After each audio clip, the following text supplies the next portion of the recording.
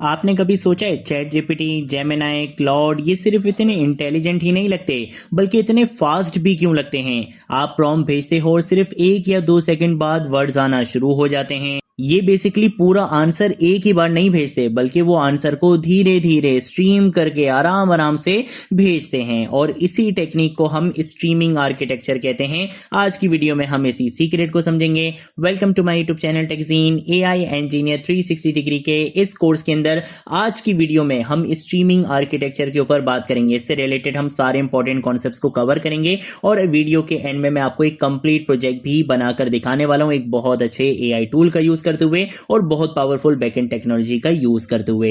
मैं आपको रिकमेंड करूंगा प्रीवियस वीडियोस को जरूर देख लेना, क्योंकि ये जो हमारा फेज चल रहा है which is AI backend engineering, इसकी वीडियोस को सीक्वेंस वाइज देखोगे तो आपके बहुत अच्छे कॉन्सेप्ट्स यहां पर क्लियर होंगे। ठीक है, तो हम क्या करते हैं, सबसे पहले हम बात करेंगे कि भाई ये स्ट्रीमिंग आर्किटेक्चर आखिर है क्या। स्ट्रीमिंग आर्किटेक्चर का मतलब है डेटा को एक ही बार भेजने के बजाय धीरे धीरे कंटिन्यूअसली भेजना, आराम आराम से भेजना। इसकी रियल लाइफ एग्जांपल आप ऐसे ले सकते हो कि भाई जैसे यूट्यूब अगर पूरी वीडियो डाउनलोड होने के बाद चलता हो तो कितना टाइम लगेगा। मतलब आप बैठे हुए हो कि 10 मिनट की वीडियो के लिए, जब तक वो पूरी वीडियो डाउनलोड नहीं होगी तब तक आप देख नहीं सकते, कितना यूजर एक्सपीरियंस खराब होगा। लेकिन यूट्यूब क्या करता है, वीडियो को स्ट्रीम करता है, जितना डाउनलोड होता है उतना ही प्ले होता रहता है। बिल्कुल इसी तरह एआई भी पूरा आंसर एक साथ नहीं भेजता। जैसे ही मॉडल नए टोकन जनरेट करता है वो यूजर को भेजना शुरू कर देता है। इसी वजह से एप्लीकेशन फास्ट फील होती है। ये कॉन्सेप्ट होता है स्ट्रीमिंग आर्किटेक्चर का। देन उसके बाद अगर हम बात करते हैं एसएसई के बारे में, जो है बेसिकली सर्वर सेंड इवेंट्स। इसमें सर्वर क्लाइंट को कंटिन्यूअसली अपडेट्स भेजता रहता है, क्लाइंट सिर्फ रिसीव करता है। ये वन वे कम्युनिकेशन होती है। यानी एआई एप्लीकेशंस में जब हमें सिर्फ एआई का रिस्पॉन्स स्ट्रीम करना हो तो एसएसई एक बहुत सिंपल और एफिशिएंट सोल्यूशन है। इसकी रियल लाइफ एग्जांपल आप ऐसे ले सकते हो जैसे news channel, TV anchor continuously news सुना रहे, आप सिर्फ सुन रहे हो, आप वापस उस एंकर को कुछ नहीं भेज रहे, कुछ कह नहीं रहे। ये एग्जैक्टली एसएसई जैसा मॉडल होता है, जैसे हम कहते हैं सर्वर सेंड इवेंट्स, जो कि वन वे कम्युनिकेशन होती है। बट अगर हमें दोनों साइड पर बात करनी हो, टू वे कम्युनिकेशन चाहिए हो, तो उसके लिए हमारे पास कॉन्सेप्ट आता है वेब सॉकेट्स का। इसमें क्लाइंट भी मैसेज भेज सकता है, सर्वर भी इंस्टेंटली रिप्लाई कर सकता है। ये फुल ड्यूप्लेक्स कम्युनिकेशन होती है, इसीलिए multiplayer games, stock market dashboards और लाइव चैट एप्लीकेशंस में वेब सॉकेट्स बहुत ज्यादा यूज होते हैं। इसकी रियल लाइफ एग्जांपल आप ऐसे ले सकते हो कि भाई जैसे फोन कॉल, आप भी बोल सकते हो, दूसरा बंदा भी बोल सकता है, दोनों एक ही वक्त में कम्युनिकेट कर सकते हैं। ये कॉन्सेप्ट होता है वेब सॉकेट का। देन उसके बाद अगर हम एक बहुत इंटरेस्टिंग कॉन्सेप्ट को डिस्कस करें, वो है टोकन स्ट्रीमिंग। एलएलएम पूरा पैराग्राफ एक ही बारी में जनरेट नहीं करता, वो छोटे छोटे पीसेस या टोकन जनरेट करता है। जैसे ही एक टोकन रेडी होता है वो यूजर को भेज दिया जाता है। इसी वजह से आपको लगता है कि एआई लाइव टाइपिंग कर रहा है। ये सिर्फ एनिमेशन नहीं होती, ये एक्चुअल स्ट्रीमिंग होती है। तो ये बेसिकली टोकन स्ट्रीमिंग होती है। इसी के साथ साथ अगर हम रियल टाइम यूएक्स की बात करें तो भाई स्ट्रीमिंग का सबसे बड़ा फायदा यूजर एक्सपीरियंस में होता है। अगर एआई 10 सेकंड चुप रहे और फिर एक ही बार आंसर दे दे तो आपको लगेगा कि यार ये एप्लीकेशन बहुत स्लो है, ये एआई बहुत स्लो है, ये बेसिकली लैग कर रहा है। लेकिन अगर पहले सेकंड से ही वर्ड्स आना शुरू हो जाएं तो यूजर को लगता है कि एआई बहुत फास्ट है। यहां पे आपको लाइव टाइपिंग दिख रही होती है। इसीलिए मॉडर्न एआई एप्लीकेशंस में टाइपिंग इंडिकेटर्स, स्ट्रीमिंग रिस्पॉन्सेज और स्मूथ एनिमेशंस यूज की जाती हैं। तो ये बेसिकली हमारे पास कुछ कॉन्सेप्ट्स होते हैं जो स्ट्रीमिंग आर्किटेक्चर से रिलेटेड आपको पता होने चाहिए। अब हम क्या करेंगे, एक बैकएंड एप्लीकेशन बनाएंगे और उसमें स्ट्रीमिंग आर्किटेक्चर का कॉन्सेप्ट इंप्लीमेंट करेंगे। आज की वीडियो में बैकएंड टेक्नोलॉजी तो हम वो यूज करेंगे जो हम अभी तक करते हुए आ रहे हैं, नेस्ट.जेएस, बेसिकली जो एक बहुत पावरफुल, एक बहुत डिमांडिंग बैकएंड फ्रेमवर्क है, हम उसी का यूज करेंगे as a backend technology.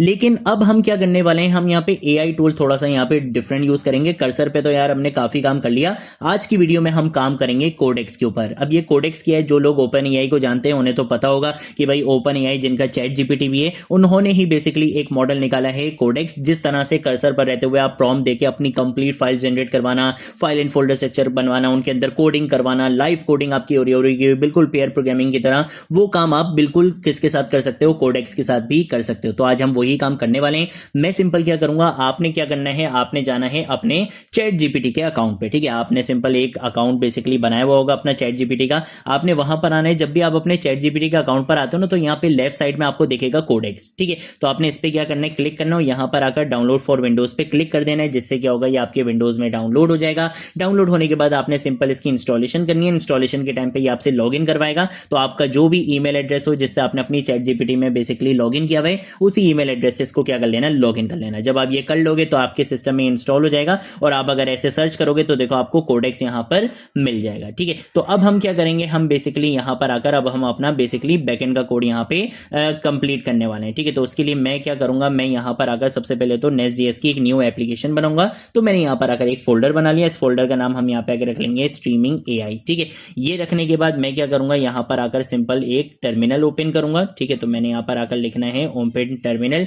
Terminal मेरा यहाँ पे ओपन हो चुका है, और यहाँ पर आकर मैं एक कमांड रन करूंगा नेस्ट न्यू, और मैं यहाँ पर आकर बोलूंगा स्ट्रीमिंग -AI -ऐप, ठीक है। कि भाई इस नाम से क्या करना है, आपने मेरी एप्लीकेशन क्रिएट करनी है, npm पैकेज मैनेजर का यूज करना है। हमें यहाँ पे थोड़ा सा वेट करना पड़ेगा। जैसे ही हमारी एप्लीकेशन यहाँ पे कंप्लीट होगी, देन उसके बाद हम क्या करेंगे, अपने प्रोजेक्ट को कोडेक्स के अंदर ओपन करेंगे। वहां पर हम एक बहुत प्रोफेशनल प्रॉम्प्ट देंगे। वो क्या करेगा, बेसिकली आपकी Nest.js एप्लीकेशन के अंदर कंप्लीट काम करके देगा। स्ट्रीमिंग AI एप्लीकेशन आपको बना कर देगा, ठीक है। तो हम खुद से कोई भी एक लाइन भी कोड की नहीं लिखेंगे, हम सारी जो कोडिंग करवाएंगे वो कोडेक्स के थ्रू करवाएंगे, ठीक है। तो यहाँ पे आप देख सकते हो मेरी एप्लीकेशन यहाँ पे क्रिएट हो चुकी है। अब मैं सिंपल क्या करूंगा, मैं यहाँ पर अगर अपना कोडेक्स ओपन करूंगा, ठीक है। तो मैंने यहाँ पे अपना कोडेक्स ओपन कर लिया है। यहाँ पे बोलेगा कि भाई अपना प्रोजेक्ट ओपन कर लो। तो मैं यहाँ पर आकर बोलूंगा कि भाई मेरे पास एक एग्जिस्टिंग फोल्डर है, उसी को आपने ओपन करना है। तो उसके लिए हम डेस्कटॉप पे जाएंगे। डेस्कटॉप पे जाने के बाद ये स्ट्रीमिंग AI पे जाएंगे, और ये हमारा प्रोजेक्ट है। मैं इसको यहाँ पर आकर सिलेक्ट फोल्डर पे क्लिक करूंगा, ये हमारा प्रोजेक्ट यहाँ पे ओपन हो जाएगा। अब मैं सिंपल क्या करूंगा, इसको एक प्रॉम्प्ट दूंगा, एक प्रोफेशनल प्रॉम्प्ट दूंगा। तो मैंने यहाँ पर आकर अपनी प्रॉम्प्ट को कॉपी पेस्ट कर दिया है। ये प्रॉम्प्ट आपको सिंपल नीचे डिस्क्रिप्शन बॉक्स में मिल जाएगी, गिटहब का लिंक मिल जाएगा, वहां से आप इसको एक्सेस कर सकते हो। मैं यहां पर आकर एंटर प्रेस कर दूंगा, और उसके बाद ये यहां पर अगर आपसे बीच में कोई भी क्वेश्चन पूछे, कोई भी ये आपसे चीजें पूछे, तो आपने उसके ऊपर यस यस यस करते रहना है। ये आपके लिए कंप्लीट काम करके दे देगा, ठीक है। तो अब हम क्या करेंगे, चाय वाय पियेंगे, कॉफी वॉफी पियेंगे, मस्त आराम करेंगे। हमारा काम यहाँ पे खुद कोडेक्स करके दे देगा। और यहाँ पे आप एक अमेजिंग चीज देख सकते हो, क्या है, ओपन इन VS कोड। जब काम हो जाए तो सिंपल क्या करो भाई, ओपन इन VS कोड पे क्लिक कर लो, VS कोड पे जाकर अपनी एप्लीकेशन को रन कर लो, ठीक है। तो आप यहाँ पे देख सकते हो कि इसने कंप्लीट काम मुझे यहाँ पे करके दे दिया है। इसने यहाँ पे फ्लो भी बता दिया कि भाई यूजर क्या करेगा, रिक्वेस्ट करेगा HTML पेज पे जाकर, SSE रिक्वेस्ट जाएगी Nest.js के पास। Nest.js क्या करेगा, 2.5 फ्लैश स्ट्रीमिंग API को कॉल करेगा,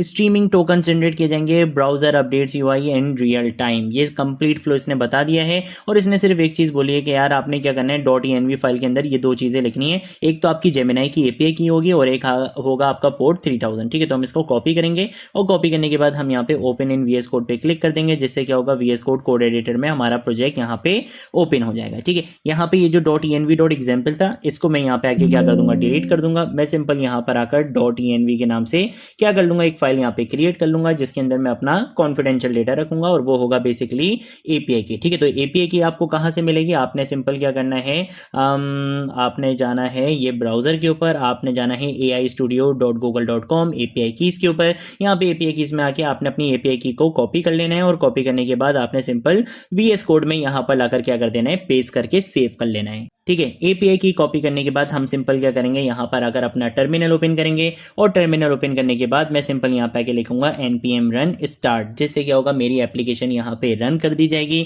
चेक करते हैं कि क्या कोई मेरे पास एरर तो नहीं आ रहा, और यहाँ पे भैया मेरे पास एरर आया है, बोल रहा है कि भाई 3000 पोर्ट यूज में है। तो कोई मसला नहीं यार, मैं 3000 पोर्ट को चेंज कर लेता हूँ। मैं सिंपल env में जाके 3000 की जगह पे 3001 कर दूंगा, ठीक है। तो अब मैंने क्या कर दिया, बेसिकली पोर्ट को चेंज कर दिया, 3000 की जगह मैंने 3001 कर दिया है। और मैं सिंपल क्या करूंगा, मैं यहाँ पर आकर अब अपनी एप्लीकेशन को रन कर लेता हूँ, ठीक है। तो मेरी एप्लीकेशन अब यहाँ पे क्या हो चुकी है, रन हो चुकी है। आप देख सकते हो यहाँ पे Nest.js एप्लीकेशन सक्सेसफुली आपकी क्या हो चुकी है, रन हो चुकी है। URL देखने के लिए हम सिंपल क्या करेंगे, यहाँ पे कोडेक्स पे आ जाएंगे। अच्छा, ये खुद ही बता रहा था कि यहाँ पे मैंने रनिंग किया हुआ है, ठीक है ना। तो मैं एक काम ये करता हूँ कि मैं चलता हूँ बेसिकली अपने ब्राउजर के ऊपर, और यहाँ पर आने के बाद हम सिंपल लिखेंगे लोकल होस्ट कॉलन 3000 नहीं 3001 लिखेंगे तो मेरी एप्लीकेशन देखो यहाँ पे रनिंग में है। ठीक है भाई, यहाँ पर आकर मैं लिखता हूँ हाय हाउ आर यू, इस तरह से लिखता हूँ और यहाँ पे आके मैं सेंड के बटन पे क्लिक करता हूँ तो देखो AI इज थिंकिंग यहाँ पर आ रहा है, एक स्ट्रीमिंग आपको यहाँ पे देख रही हो, देख रहे हो किस तरह से word by word letter by letter इसने यहाँ पे